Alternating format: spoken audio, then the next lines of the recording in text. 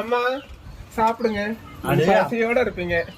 அதனாலதான் புது வருஷம் பிறந்து கடவுள் உனக்கு நல்ல புத்தியை கொடுத்துருக்குது. மனசு கேட்காதுமா பசியோட இருந்தா. நீங்க என்ன சரி சாப்பிட்டுக்க மாட்டீங்கன்னு தான் எடுத்துட்டு வந்தேன். தட்டை வச்சுக்கோங்க. என்ன சமைச்சா? தக்காளி குழம்பு.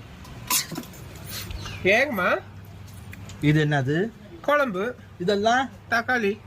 இது லாஸ்டா சாப்பிட்டதுக்கு அப்புறம் இது பண்ணிக்கலாம். இது பண்ணிக்கலாம். ஆமா, இது காரம் பத்தலைன்னா கடிச்சுக்கணும் நீங்க. இது தேங்காய் ஊத்தி அரைச்சி ஊத்தக்கூடாது. நமக்கு சாப்பிடலாம் கடிச்சுக்கிட்டே சாப்பிடுவோம். இதுமா லைட்டா சாப்பிட்டு முடிச்சதுக்கு அப்புறம் வாயில போட்டு மென்னுக்கிட்டு இருந்தா உடம்புக்கு நல்லது. அப்படியே பிடிச்சிக்கோ.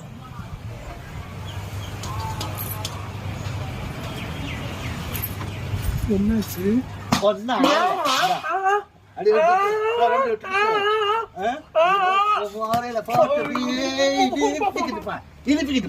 காலையில வந்து அதான் ஆண்டவனுக்கு எங்க நல்ல புத்தியை கொடுத்தோம் நான் நினைச்சேன்.